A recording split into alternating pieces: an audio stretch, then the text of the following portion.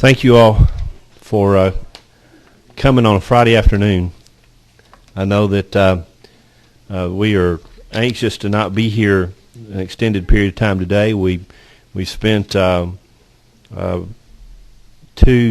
committee meetings working on this legislation. There's been a good bit of work outside of legislation or outside of committee as well on the legislation.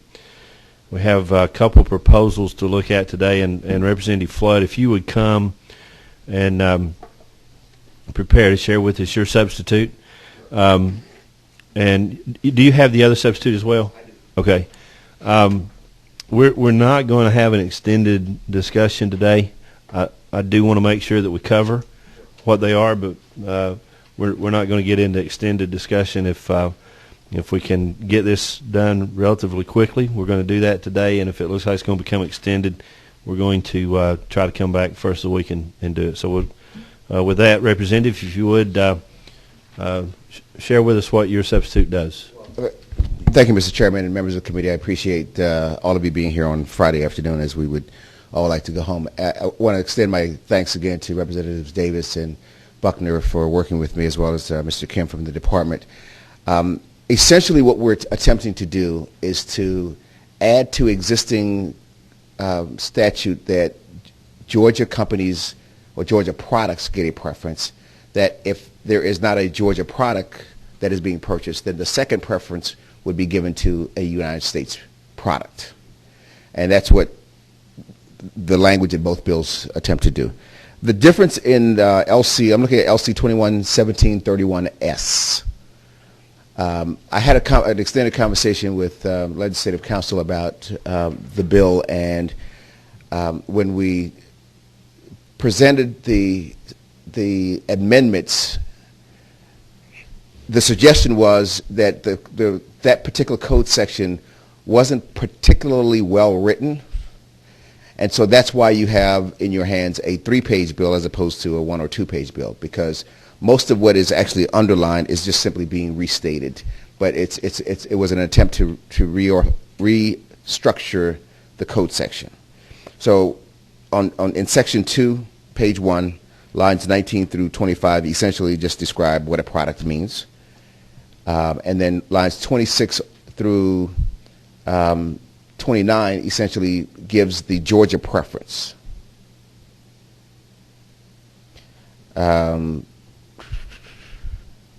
Well, actually, I'm sorry, it defines what made in the United States is. And then section B, lines 30 through 36, specifies what a Georgia company is defined as. 37 through 40 essentially state that vendors in this state shall be given the same preference as vendors, or will not be granted a preference that would give them a disadvantage in other states. So in other words, it's a reciprocity understanding. So if South Carolina has a vendor preference of 5%, then a South Carolina vendor doing business in Georgia would be given a 5%, their price would be increased by 5%. So it would give the same preference for companies in Georgia as, and by the way, this is already current law. So we're just restating it in a different way, but it's current law. Nothing that I've said so far is new law. Line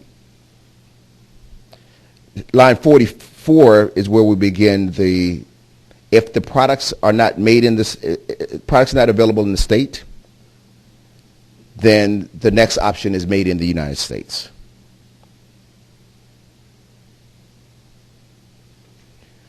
To determine, again, current law, lines 48 through 56, current law, if there is this determines the tiebreaker. If there is, for contracts, again, over $100,000, this allows the department to assess when a preference is given. So, again, contracts over $100,000, if the bid has a significant impact on gross domestic state product. In other words, if there's a tangible benefit to the state of Georgia for paying a higher price, the state, under current law, uses this determination to assess whether or not to buy the higher price product.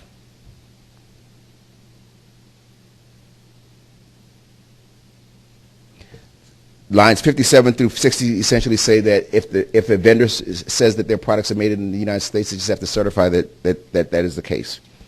And the rest of the bill says that if a contract is awarded for a price exceeding $100,000, then that award is posted online. Bids are posted online. This only adds that awards would also be posted online, and the location of those products that were purchased for $100,000 or more would be posted online. So, in summary, what's added is what is already in law is that Georgia companies get a preference, that Georgia companies are not given that there is reciprocity with other states that give preference.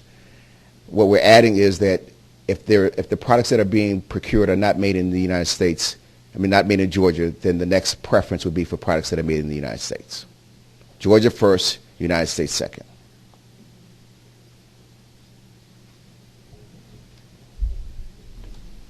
Representative Chokas. Thank you, Mr. Chairman. Representative Flood, I'll be brief, but have some serious concerns about how we as a state market ourselves. Okay. And I appreciate what you're trying to do as far as manufacturing. But the state of Georgia has, since its inception and the first crossroads that came through Atlanta, has marketed our state as a transportation hub. Atlanta, just a couple of miles east of here, is the largest inland port in the southeast region. Our airport is the busiest airport in the world. We're wanting to appropriate funds, as Ambassador Andrew Young said yesterday when he was talking about making the Port of Savannah even bigger and busier than it is now. Correct. By singling out manufacturing and not including distribution, and I don't know if you're aware of this, but there are hundreds of huge warehouses that employ tens of thousands of Georgia citizens with large amounts of trucks going back and forth, rails going back and forth, and supporting these are Georgia citizens getting paychecks, and not allowing or giving a preference to manufacturing over distribution, I think is counter to what we're trying to do as a state, to be perfectly frank with you.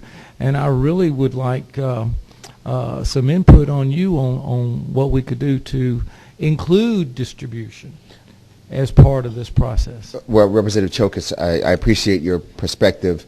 The bill that was drafted and introduced is specifically with regards to manufacturing. It does not take anything away from distribution or any other industry. And if your interest is in giving some preferential treatment to distribution, then I'd be happy to co-sponsor a bill with you on that topic. But this bill only deals with products that are mined, grown, produced in the state of Georgia or in the United States. It has nothing to do with the methodology for them getting from one place to the other. May I have a follow-up? Briefly. Yes. Very briefly. Okay, so in other words, a citizen in the state of Georgia that works in manufacturing or agriculture or mining should be preferred over a citizen that is a truck driver or distributor of products in the state? In other words, you're telling me that one job is more important than the other job? Not at all, sir. All I'm saying is that this has to do with when the state of Georgia makes a decision to acquire a product, to purchase a product, to determine where that product is made. Has nothing to do with citizenship or distribution. It has only to do with where that product is made. And our preference would be, as a state, to buy products that are made in this state. Representative Kidd. Thank you, Mr. Chairman. Mr. Flood, I'm very much in support of your bill. I interpret a piece of it a little bit different than you explained, and that is when South Carolina, if South Carolina has a 5% profit, I don't think we give South Carolina a 5-cent discount in Georgia, but we'd give the Georgia company that's competing to sell that product, that the similar product that South Carolina has, that the Georgia product would get the 5 cents, not the South Carolina would get the 5 cents. That's correct. Okay. I misstated I think that. you misstated that a while ago. Yes, thank you for clarifying. And I really commend what you're doing. I've got a study resolution I'm going to introduce a little bit later on, very similar in lots of ways. But at the proper time, Mr. Chairman, if there is a proper time today, I'd like to make a motion. Well, we're going to try to move this today. Representative Hill.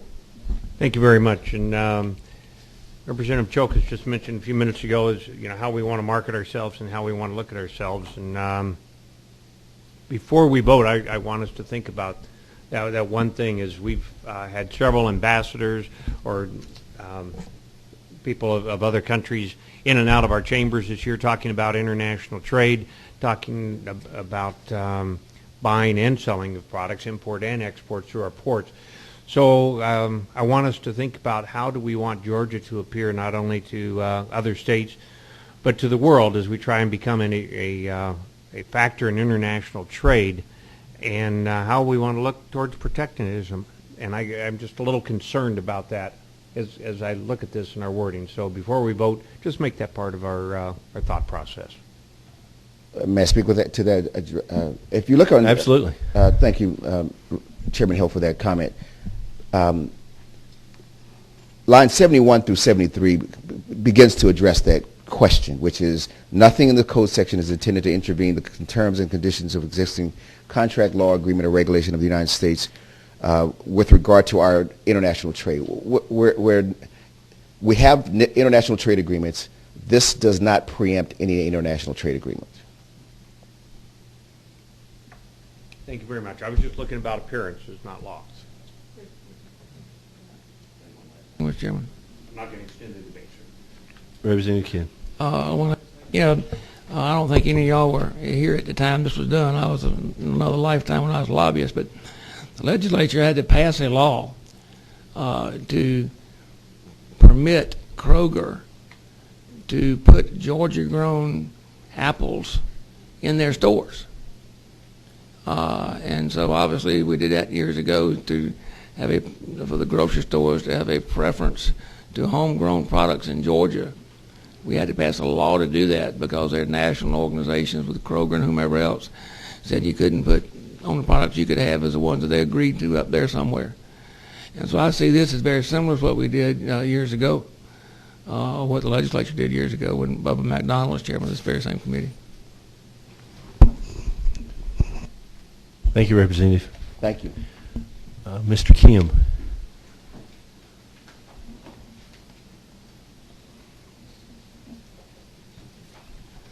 Thank you, Mr. Chairman. I'll try to be brief. Both of these bills, from our perspective, are largely improved over the previous bill. I think that if we had our preference, we would support LC 352618S. It seems simpler, and it basically gives us the authority to. I'll give you the example of with Caterpillar in Athens. If we were doing a bid for Caterpillar, and Caterpillar bid $100,000 a tractor, and then someone who was going to manufacture tractors in China bid $99,950. I think that we could make the case under the legislation that's being proposed in either one of these bills that the economic benefit to Georgia far outweighs the marginal benefit, and so we would view using this kind of legislative authority in those clear cases where you can't really argue. You can't argue the exercise of that discretion. When you've got an economic argument over whether one bidder's bid provides $1 million in net benefit, and then someone says, no, I think it's more like $900,000 in net benefit. No, well, your bid has a $850,000 net negative impact, and that I don't think that we would be using the this authority. And I think substantively both of the proposed committee substitutes allow us to do that. I think, and Representative Flood, and I appreciate everything that he's done in terms of engaging us. The one concern that we've got with the LC 21-1731S is it does seem to have more administrative paperwork requirements. And specifically the requirement to post there's another state law that already requires that we post publicly advertise not just the solicitation but our awards, but the requirement to in the award also post where the product was made. That contemplates that it's a single or limited number of products. We just posted a proposed award for office supplies. There's 30,000 products on there. They're all made in different places. So I think that a contract for cleaning supplies, they're all going to be made in different places. And I think that's why we think that's a little bit of an administrative burden. But in terms conceptually, we're very supportive of the. We want to have the authority to be able to make the more economically sensible bid. I think both committee subs allow us to do that, and we just think that LC 352618S is simpler. 352618S. Yes, sir. Mr. Kim, if I am reading this correctly, basically takes what we currently have as a Georgia preference in law, and it duplicates that into an American preference as well, and then the only caveat is that the American-made preference will not supersede the Georgia preference. That's correct. Okay. And I think that Representative Flood's committee sub does the same thing. I think the Georgia preference is just more direct about that, and I think that's another thing that we think about. So. Representative Davis. Thank you, Mr. Chairman. Mr. Kim, I'm so happy to hear your presentation today. It was much more appealing to me than last time when we were going over the details of the previous bill, and I think you do get it. With the Caterpillar example is exactly what we've been talking about here. So we don't want to hamstring you. We don't want to handcuff you, but we also want to create jobs and opportunities here in Georgia and America. So thank you. Nice to not feel like an un-American colonist up here, which is frankly the way that I felt the last couple of committee meetings. Any other questions from the committee? Thank you, Mr. Kim. Representative Flood, would you have any final thoughts for us? Yes, sir, and I agree. Representative Davis would like for you to speak to the other substitute. Sure, and I was, in fact, was about to address that. I think that just for simplicity, LC 352618S clearly is a little bit easier to digest, and I get that, and it gets to the point. There may be one or two things that I would add to that, but it wasn't my recommendation that we restate the entire code section. Can you share with us the one or two things that you would like to add?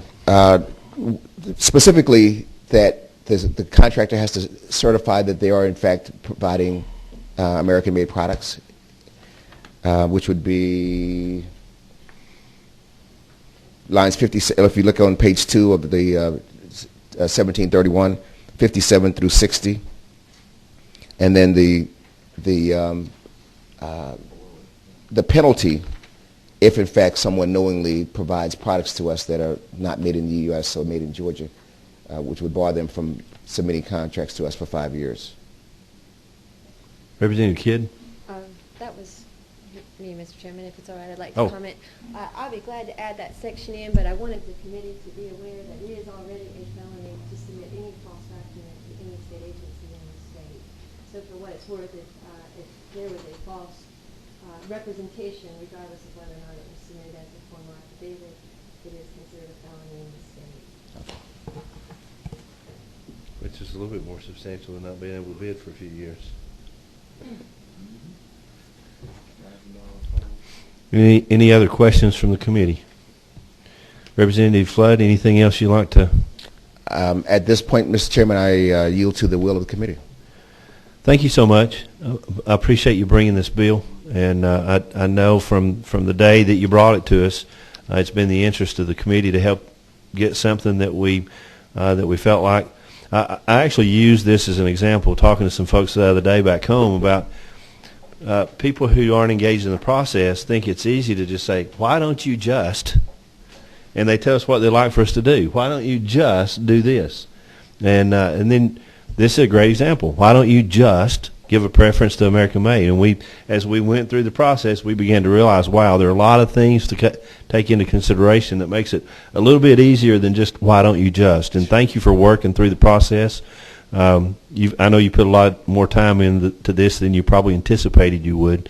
But thank you for that. And Representative Davis and Representative Buckner and Representative Hill, I think, were the three that worked on this. Is that right? Thank you all for helping as well. Any other comments or questions? I'd entertain a motion, and I know that Representative Flood's mentioned a couple of things that he would like to see us look at amending. I'm not certain that that's necessary based on legal counsel, but I am certainly open to the will of the committee on what you'd like to do with this legislation. Motion so we pass with whatever amendments that if we need it. The 3-page one is 3.1S. But if the department prefers those, I'll make a motion for that. Okay, Representative. Yeah, we need to we need to make a motion on. I'll move you pass on 2618. That's okay. Is that Representative Kidd is moving on 18 LC 352618S. Okay. All right. We have a motion and a second on LC 352618S, and there may be an interest in a motion, it may not, or an amendment, it may not be, but we're going to find out the will of the committee on whether we want to make an amendment on that. Representative Davis. I was pressing it for the motion. Okay. Do we need to address, according to legal counsel, we do not need to address anything about any kind of Penalties. false affidavits and that kind of thing? Does the author still want to add an amendment of that language that is in the other bill? Only if if the current law specifies penalties. If not, then I would like to add the amendment that we bar those people who would provide false information for bidding with the state for 5 years. Representative, go Thank ahead. you. Ms. Long. Actually, Mr. Chairman, I had another bill down in the judiciary dealing with sworn testimony and subpoena power for the General Assembly, and there was some discussion on what the penalties of false swearing are. And false swearing is not just an audible, knowingly false statement, but it's a document provided to any government agency as a felony that you knowingly falsify. It is got a minimum $1,000 fine and minimum 1 year in prison. Sufficient to me. So, with that said, I don't necessarily think that we need to put that in there unless you just want to, I'm good. put them on notice at what we want. The other piece that you had an interest in was the piece of the verification of the product being American made. Sure. Does any committee have any thoughts on whether you'd like to amend that piece in? Any committee members have any thoughts on that?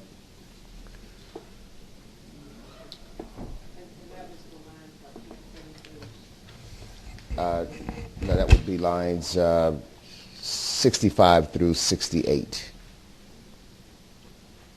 on LC 211731. No, that's the posting on the website. What were you referring to, sir? The 57 through 60, which was... I'm looking for it.